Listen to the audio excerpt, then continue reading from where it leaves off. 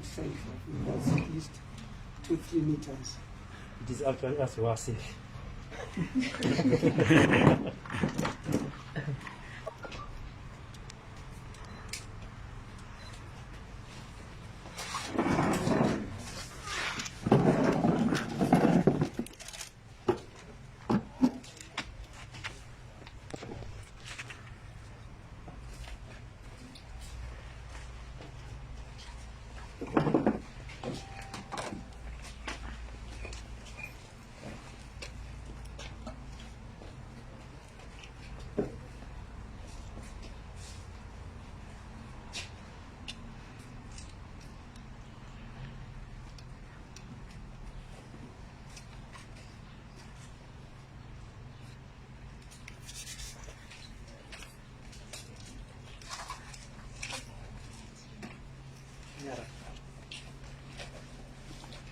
She's a lady, we must give her time to sit her. It's only fair. It's only fair.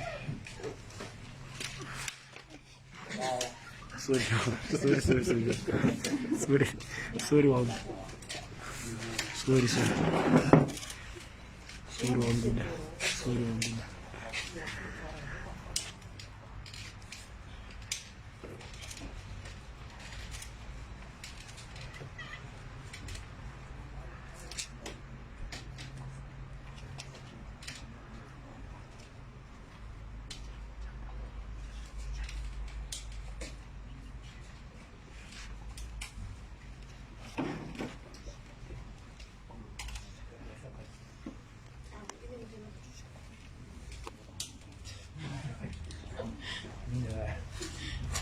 When you're ready, madam.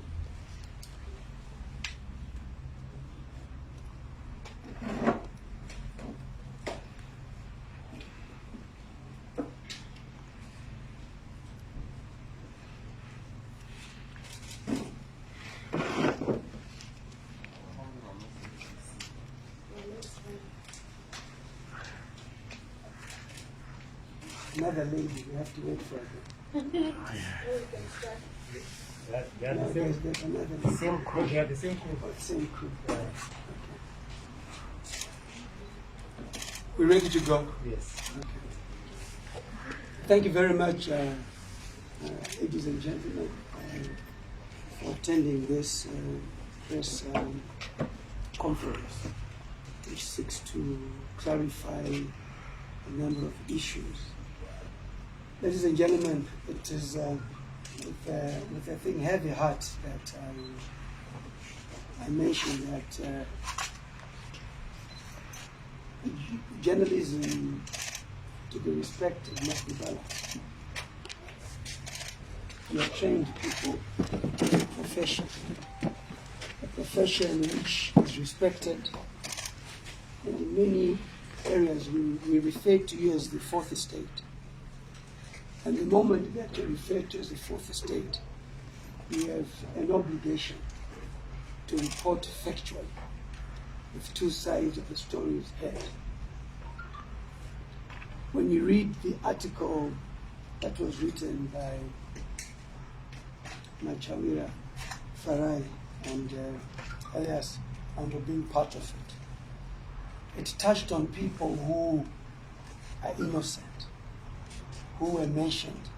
Eleanor Gasboni, 24-year-old young girl with a degree in chemistry, from the University of Zimbabwe. Girl child, public speaker of note. Her background is that of a girl that is on a trajectory to do well. You mention her to have had an affair in the article, but you don't ask her whether she had the affair with me or not. You go again to mention Goodwill Zinani, who is my brother-in-law, married to my sister, for being my bisexual partner. You don't ask him. You then go on to mention myself as the main actor, and you still do not ask me. What was the motive? What was the agenda? A one-sided story amongst the media fraternity. You think you have scored. You are more fascinated about the number of hits and likes and not people's reputation. I've built my career out of honesty. They've built their careers out of honesty. Today, when you Google Temba Mliswa, the first thing that comes out is gay. I have children. My first daughter is 30 years old. She's a lawyer. They read about this. I have relationships with people. And they start to read about it. The new order is with Google. Google Temba Mliswa right now. You've gone beyond humanity. You've decided to destroy people. Google, Elinor Kasboni today, she wants to work, she wants to have a job. She comes from a family of a single mother. The brother suffers from mental illness. She's the breadwinner. She's looking for brighter opportunities.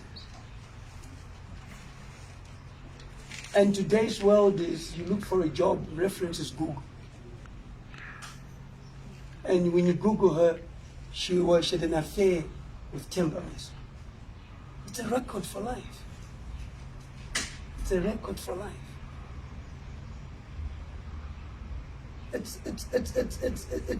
It concerns me. I'm a legislator representing national interests, equally representing you.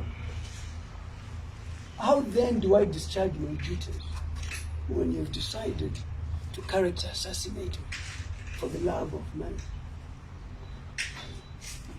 Where are the ethos? Where are the ethics of journalism? The online media publications that you have are sponsored by various people. I've never owned one. I've never wanted to sponsor any.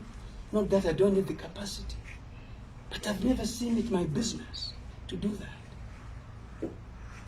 Is it out of the unemployment that has risen that print media is no longer strong, and now you're building these social media platforms for an agenda to destroy others? Lest you forget, I'm not stupid. For anybody to think that I was naive to have had a relationship with Susan, today you realize that I was not naive. I'm not a trained CIO operator, but everybody amongst themselves has a sixth sense and the ability to also run their own security. Today I will prove to you why I was engaged in that. I wanted to understand who my enemies were. And the time to understand who your enemies are, you get to one who's close to the system, especially one who's close to the Minister of State Security, Owen Ncube. I'll repeat. You get close to one who is close to the system, and there can never be any better person than one who is close to the Minister of State Security, Owen Ncube. The system has destroyed the opposition. There is no more credibility for the opposition to represent people in parliament because they've been divided in sixes and sevens. The only person left to stand up is myself. So the next task becomes a project to go and discredit Honorable Temba Mliswa. Ladies and gentlemen, today you will see facts and not hearsay. Evidence which I built over some time.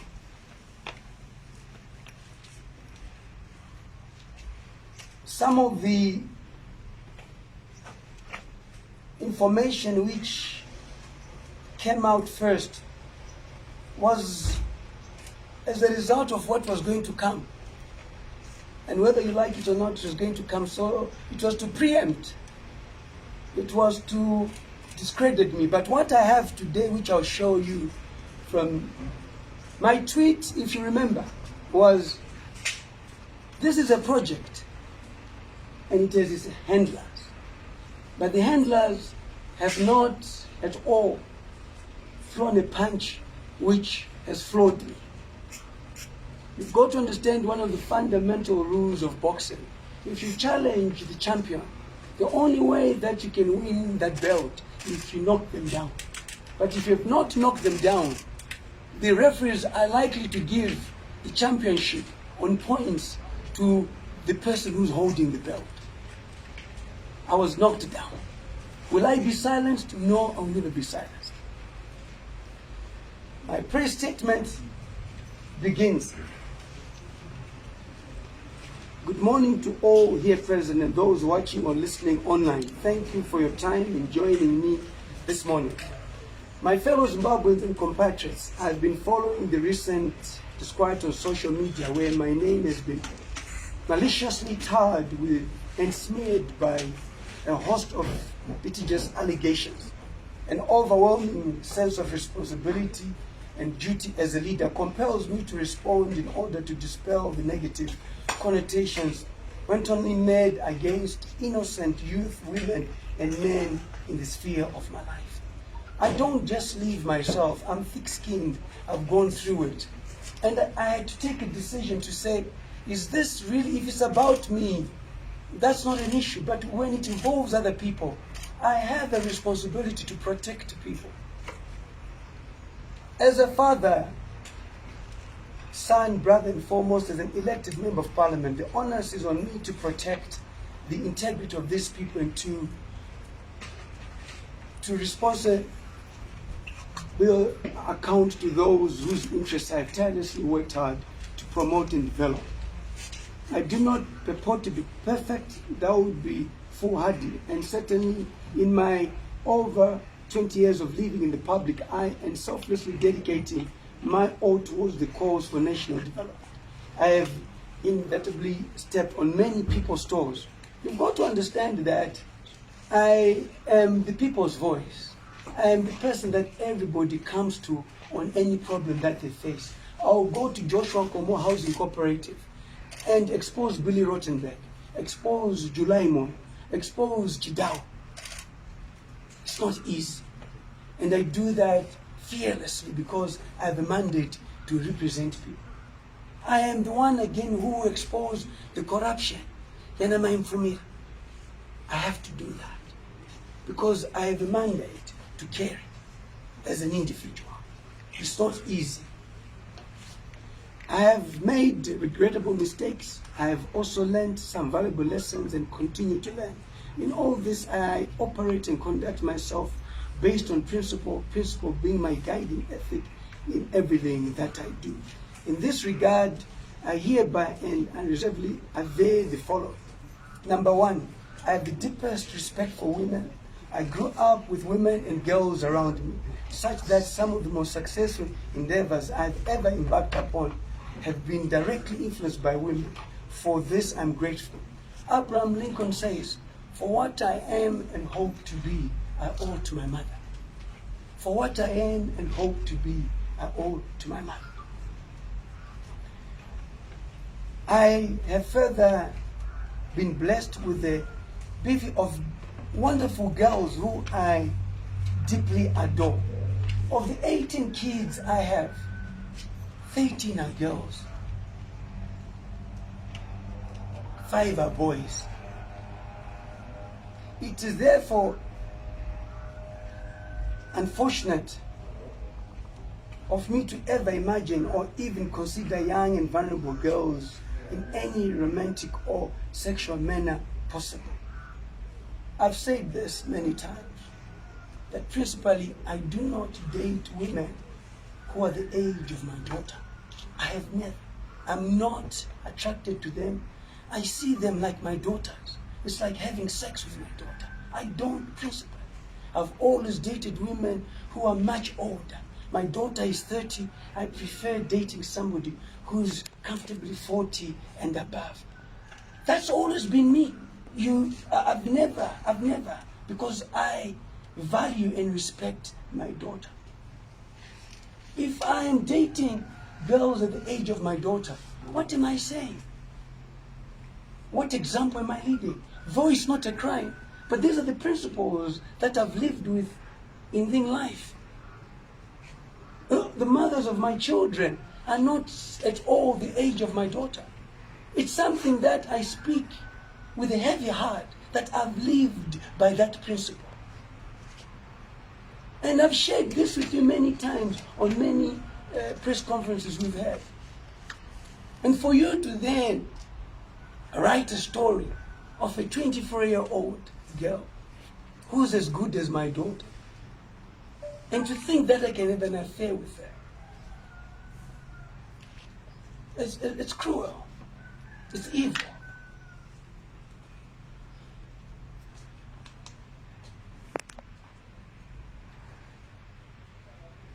It is repulsive. It is a repulsive accusation that I cannot begin to imagine, and yet the mental trauma it has caused the young lady innocently dragged into the web of lies. A young lady with a bright future who I respect and actively support, along many others who have been brought into my purview. I run a scholarship of 600 children.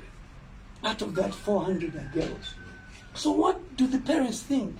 That I'm running a scholarship so that I can have an affair with them? Look at where it puts everything. I run an organization called YAD, Youth Advocates for Reform and Democracy, of young people. Junior counselors look up to me. I run public lectures for them. I've decided to mentor them because I've realized the politics of this country. No one has the time to mentor young leaders. So when the parents now hear this and they're sending them to me, what does it make of me? I mean, honestly, as a journalist, how can you be so cruel? How can you put pen to paper? Is pen to paper now the basis of destroying one's life? Is pen to paper so powerful that you wake up and you write what you want to destroy one's life? Has that become the drawing line of who we are today? Where you believe if you have hate with somebody, you are paid to write about somebody. You write a scathing article. So how do we reverse all this now? And with our laws which do not protect us when we sue you think you get away with it. Because they will also give you lawyers. They will sponsor you to defend you. May your conscience be your master. May your conscience be your master. Where is your conscience in these young people that you're destroying today? How do they repair their lives?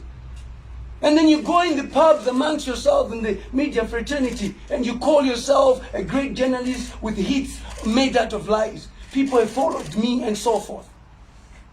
How do we reconcile it today? Where you abuse a woman who's emotional and you get information from her.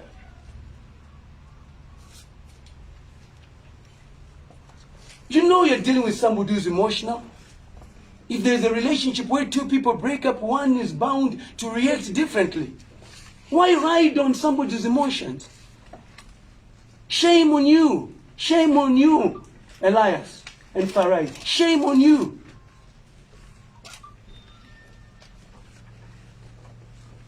A young lady who could be scared for life following as a result of emotional trauma caused by defamatory accusation. I therefore condemn and refute the allegation that I was ever or is in any relationship with the yard commander and for administration Ethnicus Benu with the contempt it deserves and put it to the strictest proof thereof. I am challenging that if you are true journalists, may you prove that.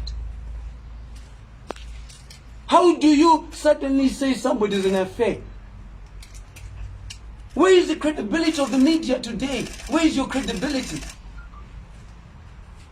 You see me walking with somebody, have an affair with them.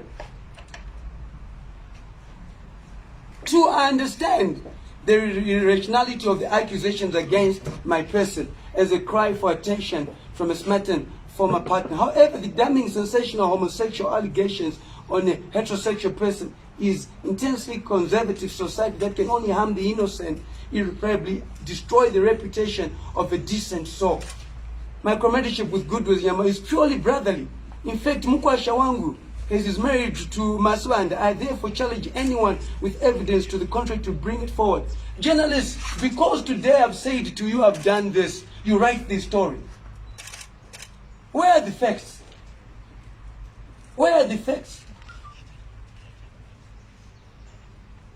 How many of us don't know of a couple married who, if the wife is not happy, can even go to the company and say, but I could be like man, youngest man. But don't we live in a society where we hear these stories? And why have they suddenly become headlines? Why have they become headlines? We've grown up in homes. We've grown up amongst people. What is new?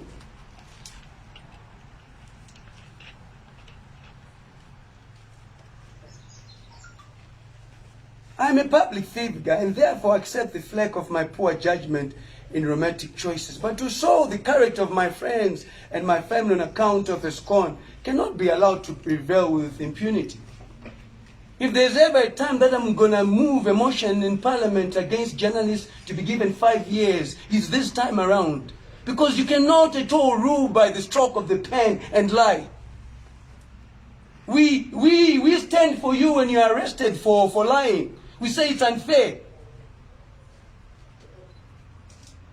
We stand for you, we defend you, because we believe you are key. But now, as a legislator, I am forced to protect the innocent person, not me, by those who abuse the stroke of the pen. There must be a law that is going to come in. And you know that the thing ruling party has always wanted to really curtail you. I'll move the motion. They have 2/3 and the bill will pass. You cannot at all get away with it. This must be a new era of journalism where laws will be enacted to protect the innocent people from journalists who are unethical. There must be a price that journalists pay for being unethical. And the law must be there. If a man who steals cattle is given 9 years, there must also be a law that if a journalist is not factual, it must be 5 years. Just as much as there's been a law that says whoever rapes, there must go life in prison. This is as good as you putting somebody in prison for life. Unknowingly, recklessly, for the love of money, for the love of the brown envelope, which has become now the norm in journalism today. May God prevail on the poverty of journalists, because this cannot continue. A spiritual intervention is required by God to take you out of this web so that you are able to write correctly and your ethics and Ubuntu is not lost as a result of this. We still have got to protect that.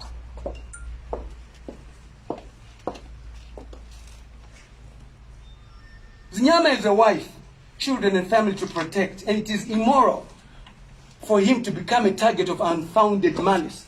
Again, I reiterate that I refute the accusation and put it to the highly defamatory allegation of either Zinyama or myself being homosexual to the strictest proof thereof. For your own information, I'm actually homophobic, but I have nothing to say about those who are inclined that way. If they are, certainly it's their choice. It's not for me to judge anybody. You knowing me for many years, if I'm involved in anything, I'll tell you. Why would I be ashamed of something of who I am? Some of this thing is biological.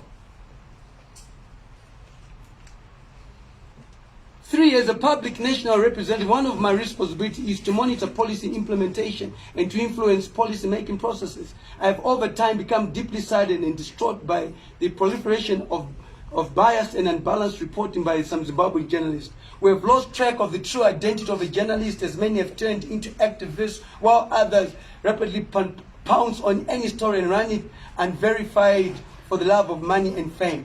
The unprofessionalism demonstrated by Elias Mambo-led Zim Morning Post is a sad demonstration that our authentic and robust journalism, whose standards were set by our famed senior journalists, has gone to the dogs. It has gone to the dogs.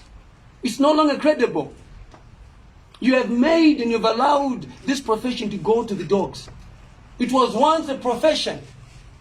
The days of Tomistole, editor of the Herald, the days of Chikerema, editor of the Sunday Mail, the days of Nyarota at the Daily News, the days of Kindness Paradza at Fingers are no longer what we see today.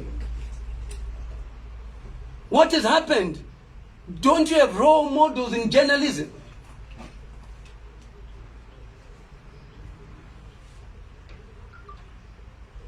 It is a simple tent of journalism efforts to produce a balanced report where all key players in the story have their perspective represented before a story is published. I have a message here from him, and then after it's published the story, he wants to talk to me.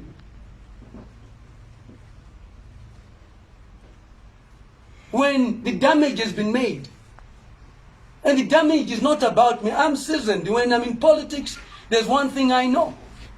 Politics is dirty, but I know it's the people in politics who are dirty. But these are not politicians. Why then bring them in? Why bring innocent people in? That's why I'm challenging. That's why I'm angry. It's not about myself. I've been arrested over so many charges. I've been cleared. I'm thick-skinned. And you are probably used to the fact that if you write anything about Mliswa, I will not respond agile. But you write a headline, wachengeta basi. But haunga chengete basi ata nikunyebe. Haunga chengete basi nikunyebe. Otoenda kumba, otoshamsira mabawa kuti onaenda kanyora story. Saka chichi no shamsira nebepare Zim Morning Post, which is funded by CIO, and I'll prove to you that. How many of you are funded by CIO here? And this is where the country is going. And you are paid by them. We know who's behind Zim Morning Post. I know who's behind it. When we appear in court, we will know who's behind them. We have the evidence. For now, we will not produce the evidence. Who funds them? Who sponsors them? These are funded projects.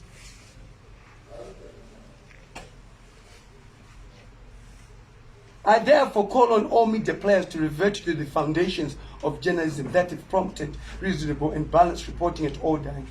Journalists like Elias Mambo and Faramachi seem to be more of a national hazard and a threat to national security. When you as journalists start writing lies, it's a national security issue. This is a national security issue. When you lie about other people. I'm a national member of parliament representing all you. And then you then allow yourself to be pushed to this limit.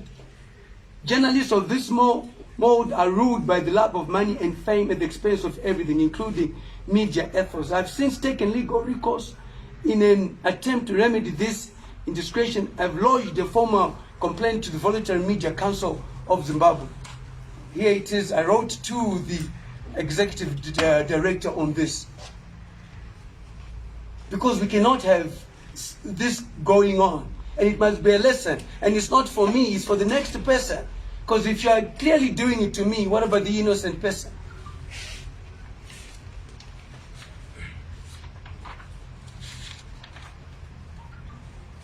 My relationships and associations with all political parties, including the First Family, are guided by my principal political standing. As an independent elected representative, I have the prerogatives and freedom to associate across all floors.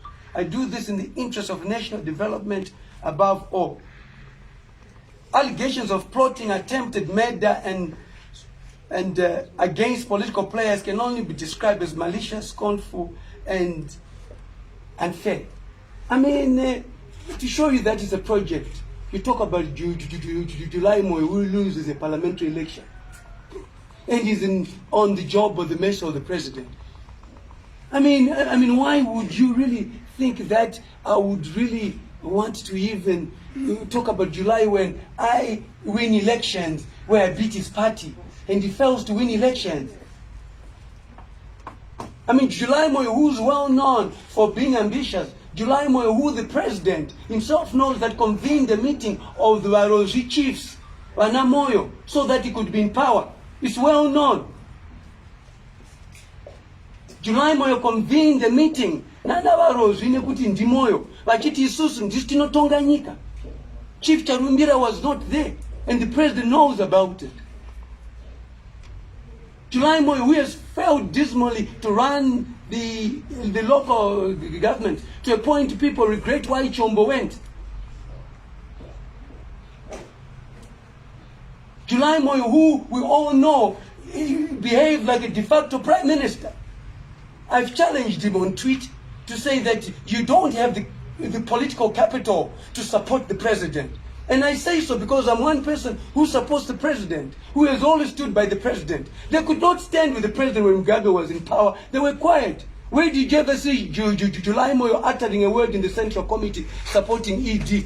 Where did you see Owen Ncube, Kumalo, other than Kenda Kufamu kwa Chita Makua, a well-known issue even in the Politburo meetings of ZANU-PF, where they now want to bring in the factional politics of ZANU-PF? It is well documented that they had a Politburo meeting where security was there trying to implicate Chiwenga and the factions of ZANU-PF, forgetting that Chiwenga is a key player in the president being in power. How can he suddenly turn against the president?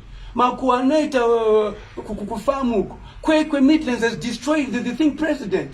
All the people around him in the DCC elections, they lost. So where is their political capital at the end of the day? What are they doing on the president? July is the Chombo of Mugabe. And ultimately Mugabe was destroyed by Chombo. July is the Chombo of Mugabe. Mugabe was destroyed by Chombo. Mark my words. There is no politician who can sustain the lives of the Midlands the way July and Muda works, where there's no credibility. Mark my words. I told this to the former late President R.G. Mugabe that Chombo is not good for you when I was the chairman of March West. He looked at me, he said yes, but he don't do anything about it. Leadership is about making decisive decisions that move this country forward with people with economic capital or political capital. If they don't have both, you don't need them.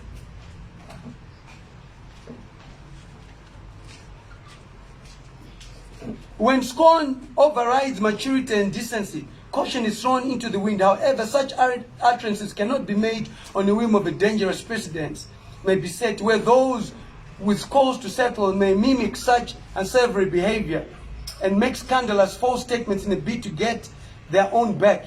In this regard, I've written to the Director General of Central Intelligence Organization. I am challenging the Central Intelligence Organization to investigate all the allegations. If they don't investigate, they are part of this project. You cannot have a situation where a president's name is just brought up, where somebody says Temba Mliswa is using the president's name to extort. Who have I extorted? At what point? Does that not call for the president's office to then interview the person? Where you have allegations that have been going around the country, okay? Ndishikanda Bute wanting to be the president. May it be known that if the good Lord wants the president, Mnangagwa, to be president like he is, it's him. If the good Lord wants Chamisa to be president, he will be president. If the good Lord wants Chiwenga to be president, he will be president. If the good Lord wants Monzora to be president, he will be president. If the good Lord wants Temba Mliswa to be president, he will be president. And when the good Lord decides, he puts a hedge around you to be protected. Hebrews 13 verse 6, trust in me and not in men. The president that we have right now was very quiet when he was being attacked. But today he is the president.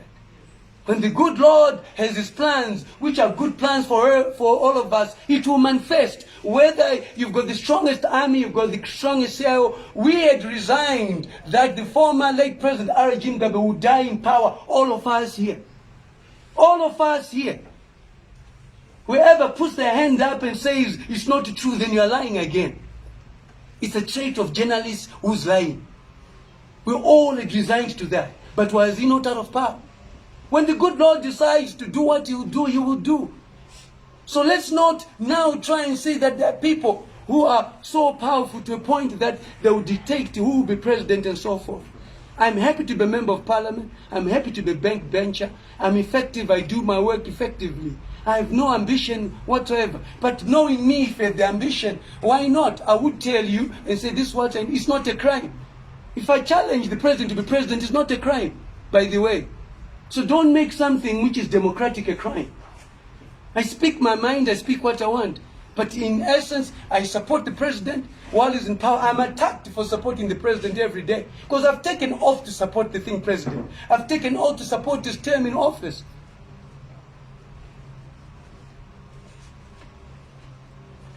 So when you now think that you want to assassinate the son of the president, where does it come in? Now we see that third hand, where it's coming in now. What apparatus do I have?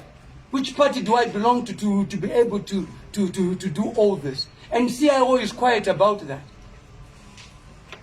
I shall show you evidence of people in the president's office being mentioned by Susan.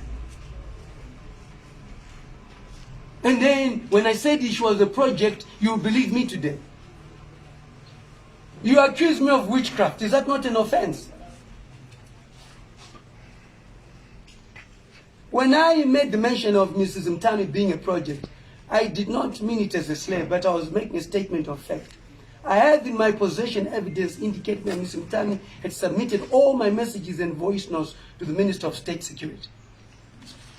And when I was with her, if you follow my chats with her, I never used to talk much. I wanted to know my enemies. I too have people who tell me. And at times for you to get something, you must do something. For you to get something, you must do something. And I did the necessary to get the information that I needed. Annexure B, here. Susan Mtami. I forwarded all the messages to SB Moyo and Muda Kutewandi Onireo. And then I tell her, you name drop too much, please. I've just sent a voice note. Yes, Namuda. I'll show you a WhatsApp number. I'll show you the communication. For you to get something, you must do something. It's also part of a strategy. I now know who my enemies are.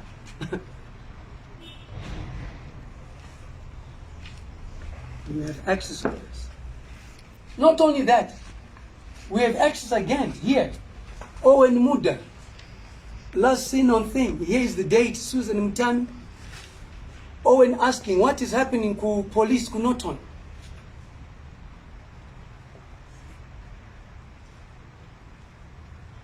For you to get something, you must do something.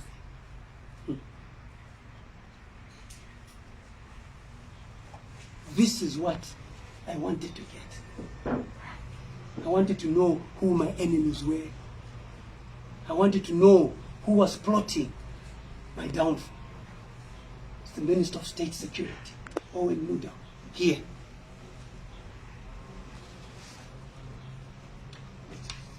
The difference with her mentioning SB, and I told you, name drop too much and stop it, please. There is no telephonic conversation with SB. May his soul rest in peace, so may he not be spoken about.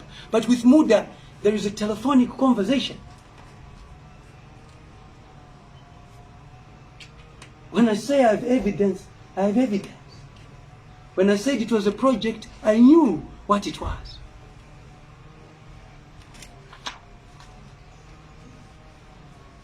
When we now talk about the so-called twins, this is Susan Mtami, who said the twins are yours. If you talk about an intelligent person, you know it's me today. For you to get something, you must do something. Here, who said the twins are yours? Here, I went to the mall and Muda gave me an order as soon as possible, and it's not that simple. He comes first. This is the Minister of State Security. When I said it was a project, I knew what it was. I'm not stupid. I'm not stupid. To get something, you must do something. So they are unappreciative. I did them before I bought Owen's stuff. Here.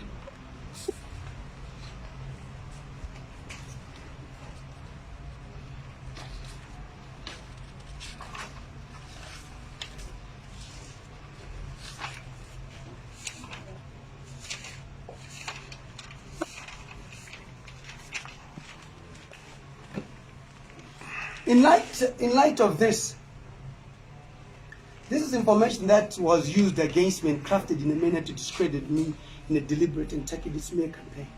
So when she went out first, she knew what was coming. Can she show you pictures where I'm nude with her? Or I'm nude?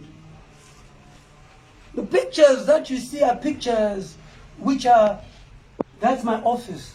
When you meet, you come before she went to the embassy. She came to Norton. I need to know who you are.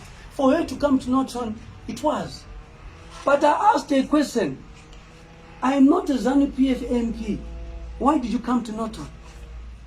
She says, Muda said I must go to Norton. That's when I picked it up.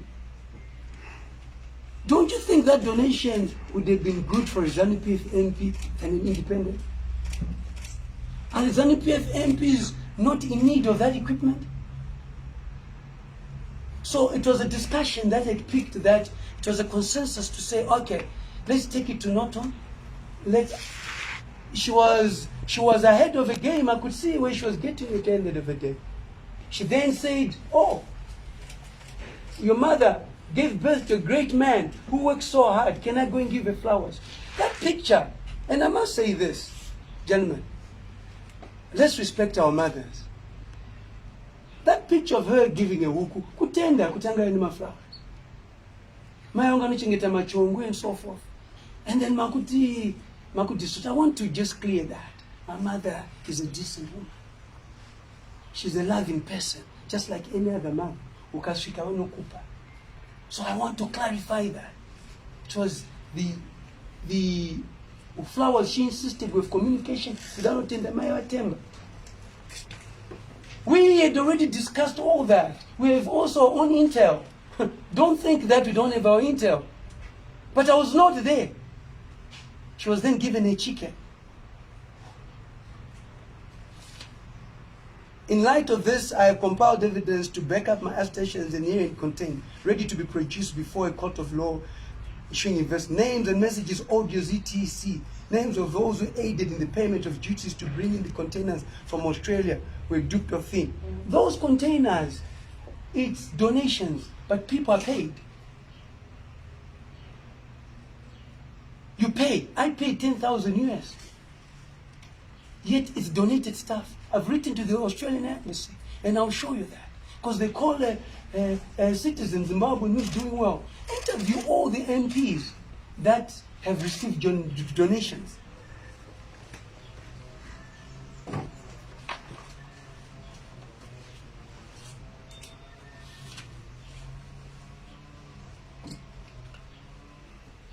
This plot speaks to a deep factional fight still very much alive in the Midlands. I'm still clearly viewed as a threat, lest we forget. I've gone to the Midlands, to my village, to build. And they're trying to do anything. It is common knowledge that Comrade Moyo held a meeting with the chiefs, trying to implicate the Honorable Vice President Chiwenga. Can I be honest with you today? And let it be in a record, even on my tweet. I am a fan of General Chiwenga's way of doing things from a militant point of view. Because I've always believed that this country needs people who are militant, who are straightforward. When you deal with him in the office, what he tells you happens. He's a great pillar for the president. He's operational and he does it very well. If I was in ZANU-PF saying this, I would have been told I'm in his faction. But I can say it because he's a leader appointed by the president who's competent enough to do what he does. This country needs a militant approach. It does not need a priest. It needs somebody who's dogmatic, and I've said it on Twitter. But they have been trying to soil, and how they bring him in to this, and they're sending her to say that I wished him dead. At what point? At what point? How many times did I meet her? How many times did I talk to her? The reason why she went to Shurugi was she wanted to donate some medical stuff to the people of Shurugi. I had a village meeting with everybody there. By the way, anything that happens between two individuals, male and female, is private. It's not discussed in public. And the one who decides to talk about in public must continue with the discussion. I'm still searching for a good wife. And she must not know me as somebody who spills the beans. So allow me to search quietly. The issue of sex by consent of two individuals is private. It's for those two. No one else. It's an intimate relationship for those two by consent. It does not get out anyway. Whoever chooses to talk about it, then it's their choice. But I don't discuss that with anybody. I don't. As one who is openly and actively supportive of His Excellency President E. D. Mnangagwa, Mood and Moyo believed that they could come together to turn the president or the presidium against me through his CIO operative.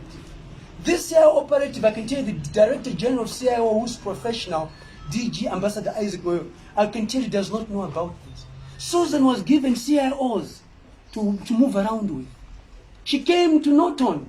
And Eleanor's mother's put a report to the police where she donated bricks and went and took the bricks. That's theft. When you donate somebody to somebody you've donated, she went with CIO operatives. Who is she to be given CIO operatives? That's taxpayers' money.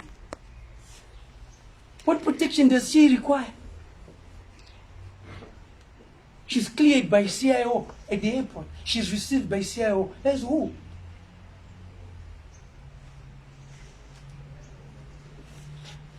I may have fallen for the operative, but been able to see through and expose the scheme. Anyone who knows and understands me will know that I'm a single father by choice. I'm not married. I respect any contract that is entered into marriage. It is a contract of sorts where one appends their signature to the document.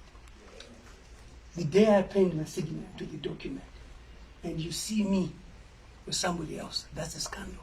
Because I would have said to her, I will not cheat. You've got people who are leading churches, the Word of Life. Dr. Shana, he has scandals in the church, yet they are married.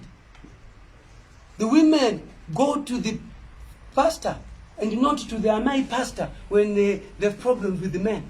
They've signed contracts. That evidence I'll give you too. That's why I mentioned it. These are issues that you must look at from a journalism point of view. But Honorable Mliswa, you are married, you have a marriage certificate, married to X. You are cheating on your wife. How many are cheating on their wives? How many wives are cheating on their men?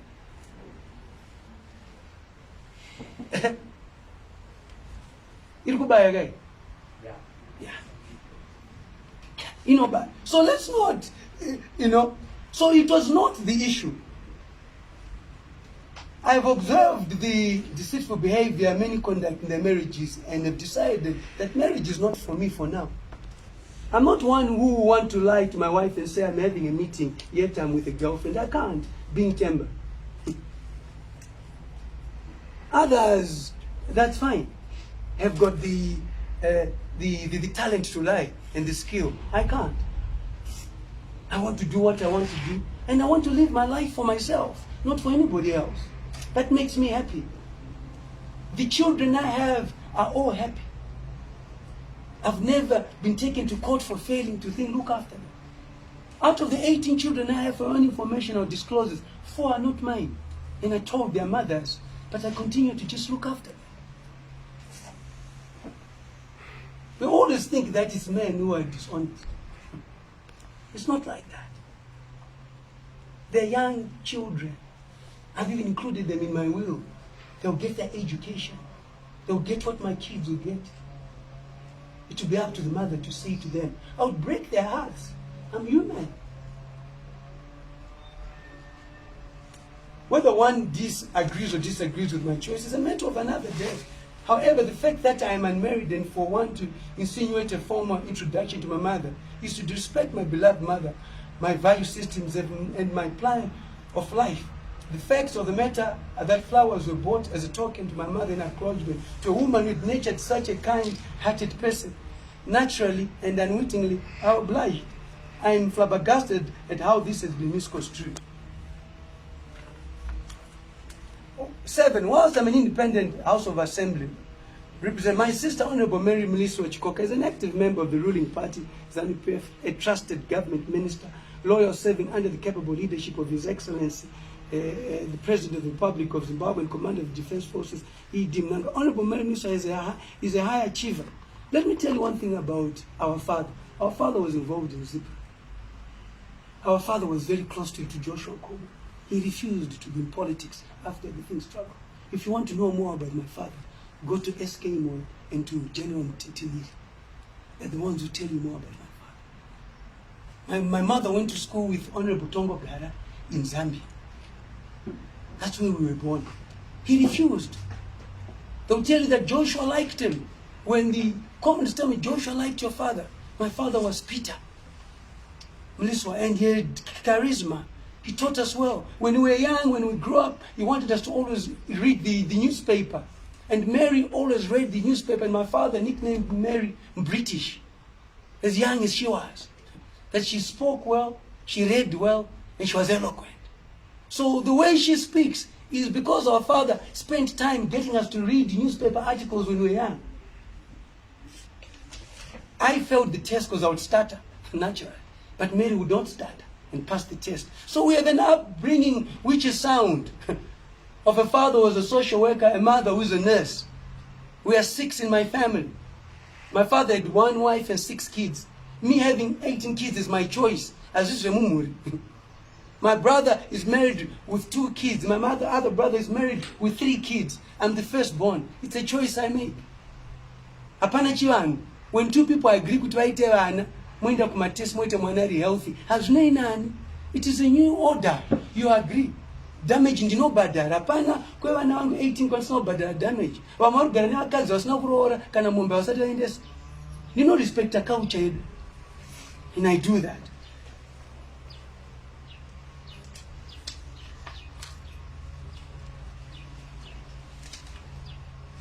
On the pregnancy claims, I cannot comment much. It's subject to a DNA, a paternity test.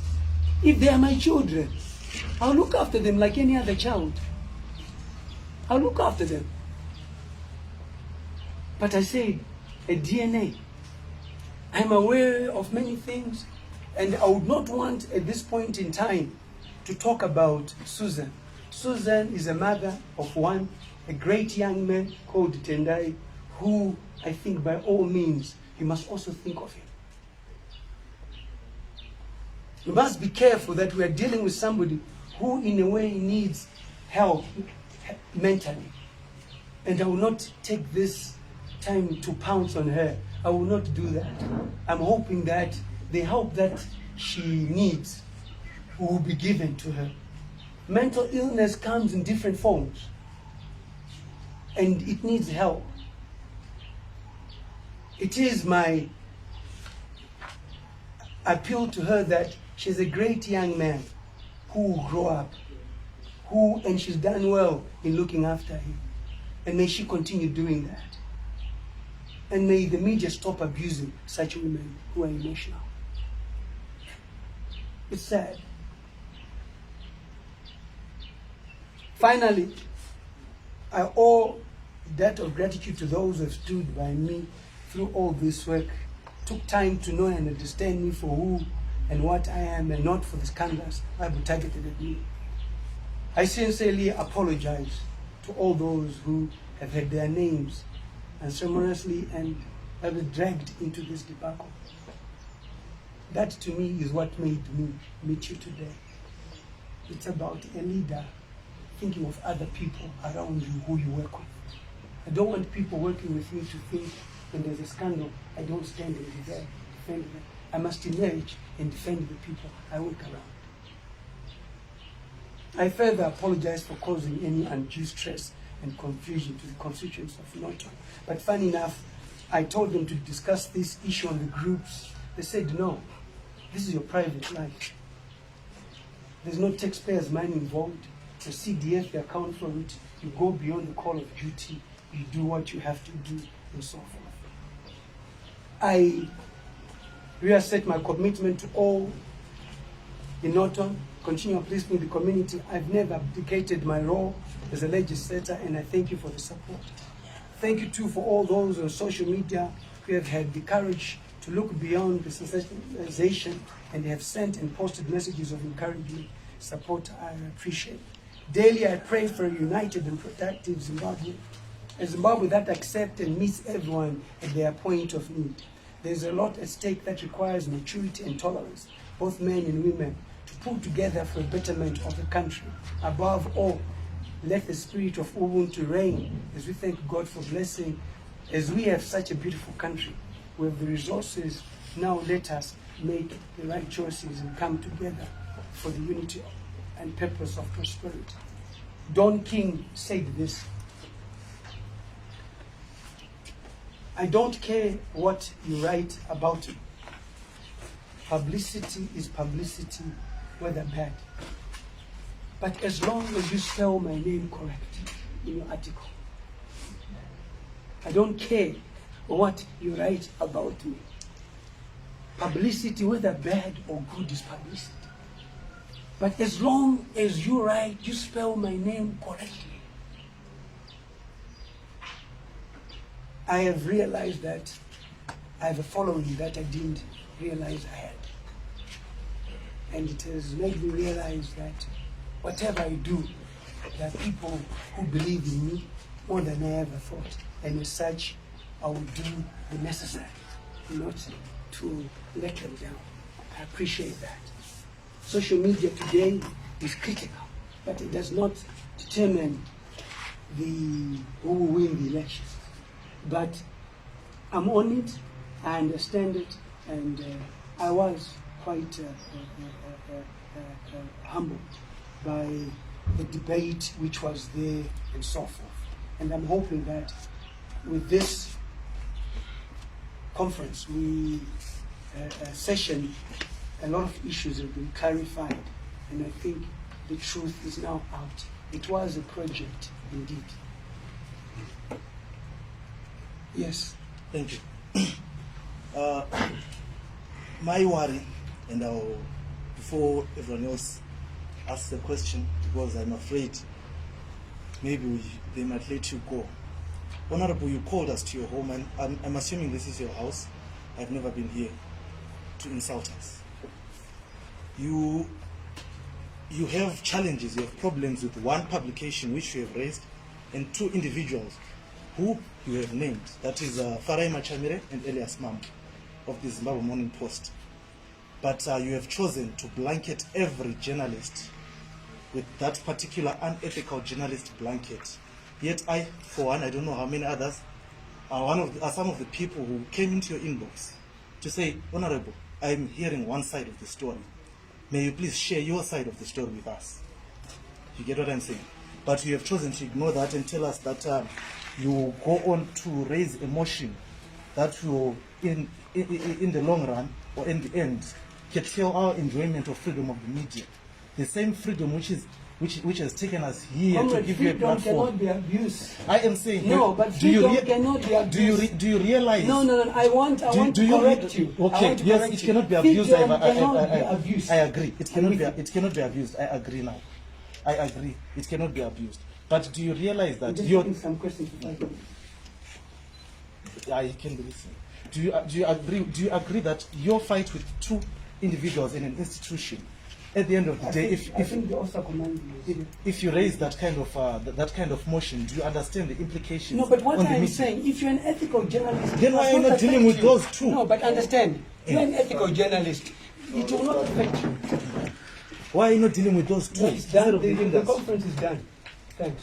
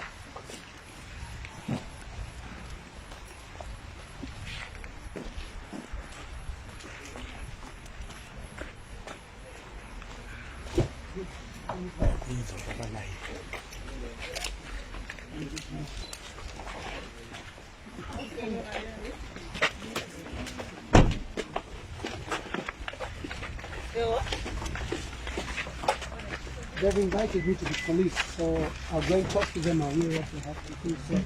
Okay. Is it part of the like the course you mentioned? I think you now have evidence before you, and I think it's important you report correctly and accurately. I've been through this before. It's not an issue. Why do you think you're that much of a threat? I say the truth. I'm outspoken. I'll remain outspoken. But you've got the thing facts now, so thanks for coming.